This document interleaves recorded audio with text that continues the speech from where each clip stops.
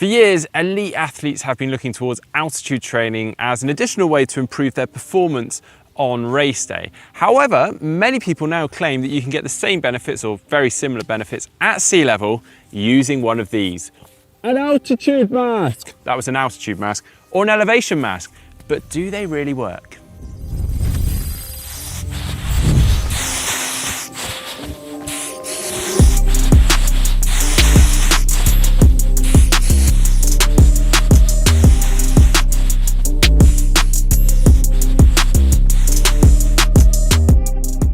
Now I do apologise because I'm going to go straight in on the science here, so do bear with me. Altitude training is training around 1,500 metres above sea level, and above that obviously, but preferably more in the region of 2,400 metres and above for maximum benefit and adaptation.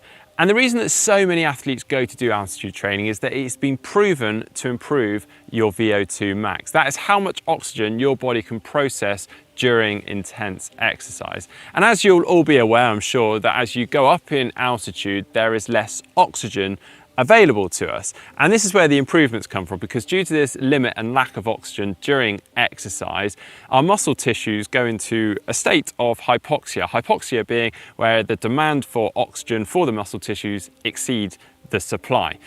Our body's response to this is to overcompensate in the production of red blood cells and therefore improving our VO2 max. Are you still with me? Good. Well, altitude masks restrict your breathing when you inhale, therefore simulating the effects of altitude, forcing your body to adapt to produce more red blood cells, yada, yada, yada. You get the picture. At least that's the theory. Well, I've got myself an altitude mask here and I've decided I'm going to dig a little deeper today, including testing it out. Right then, so I've popped onto the canal path here and I thought, first things first, probably a good idea just to head out and get to grips with this altitude mask. So I'm just going to head for a gentle jog, try the altitude mask on, see how it affects my training. I've currently got it set to apparently 12,000 feet in altitude. That's by just simply changing out some of the lugs and valves on this. So let's see how it goes.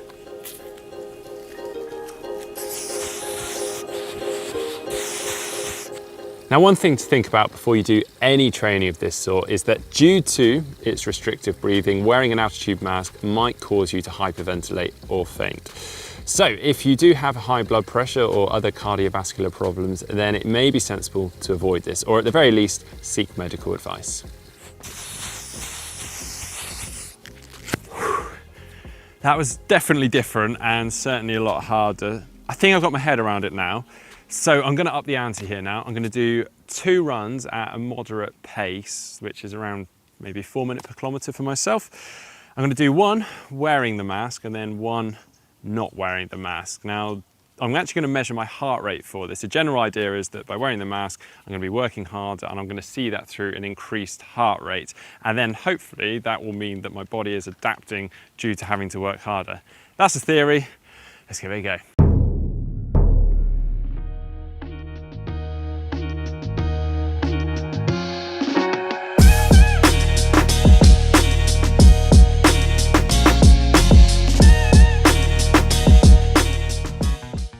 I just feel so short of breath, almost hyperventilating. I can't get enough to my muscles. God. Heart rate's above 170.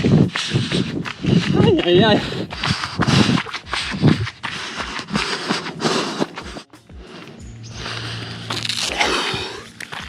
Oh my goodness, that's the first 20 done with the mask. I went a little bit faster than 4 minutes per kilometre. I was around 3:57 per kilometre. So just over 5k. I'll try and hit that next time. But yeah, average heart rate of 165. That was higher than I expect for that kind of pace. But hey, that was difficult. I really felt short of breath, almost like I was hyperventilating, almost felt like I was going to panic at the end.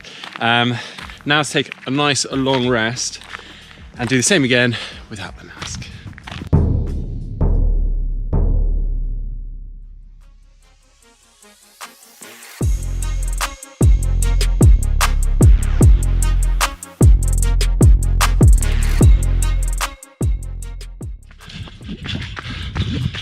I can breathe again. Hey, this is so much nicer.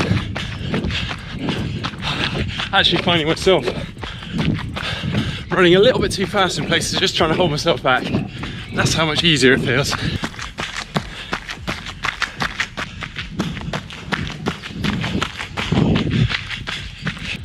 Yay. That's both done there. Without the mask, same pace, a second slower per kilometre, 3:58.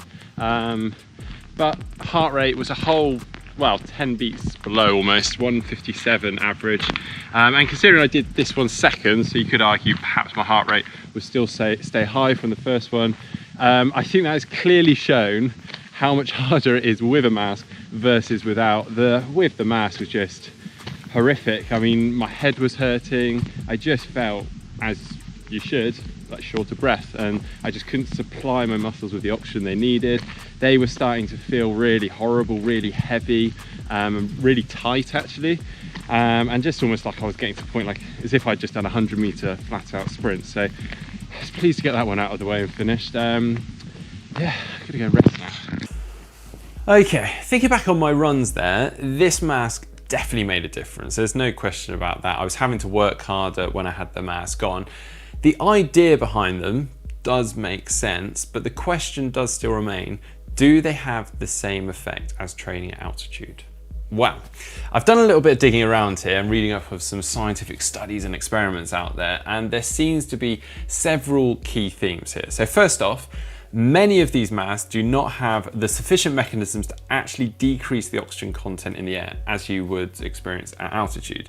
Therefore, they're not going to be able to recreate the exact training effect gained at altitude. They restrict the amount of air that you can pull into your lungs, but not the oxygen content of that air. So you receive less oxygen, but only because you're receiving less air. And that is the crucial difference. So to stress this actually slightly further, I guess, there's some very sophisticated laboratories out there, training centers, or what we often call altitude chambers, that will extract oxygen from the air. So when you take a full breath in, when you're in one of these altitude chambers, there is simply less oxygen. So essentially, or exactly, replicating true altitude, which is great technology, but that does not exist in these. So what these studies do show is that these masks create air resistance, which directly stresses our breathing muscles. So they kind of act more like a tool for respiratory muscle training rather than hypoxia, which we experience through altitude training that leads to that increase in red blood cell count. Now, respiratory muscle training, or RMT as it's often referred to, is very different from altitude training. It does have some benefits in that it can help to reduce lactic acid, or the effect of lactic acid during intense exercise, or even that perception of respiratory effort, which can lead to improved and enhanced performance. However, there are very few studies out there that prove this RMT, and they're quite vague, to be honest. Whereas there's several studies that show that an improvement in RMT does not link to an improved VO2 max.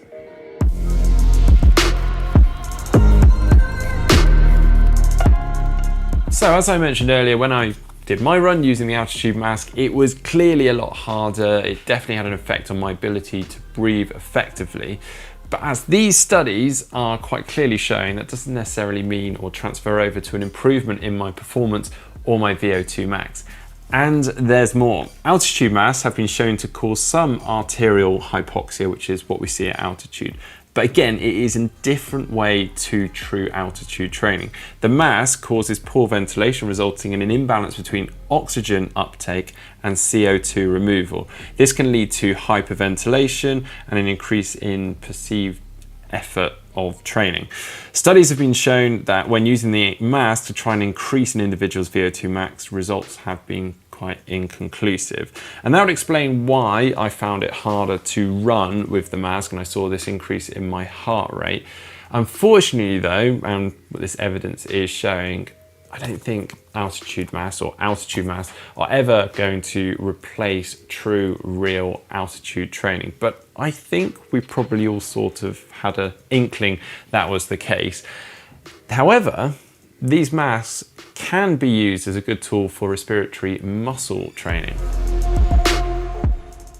And again, as I mentioned earlier, this improved respiratory muscle strength can lead to improved performance, but not necessarily improved VO2 max.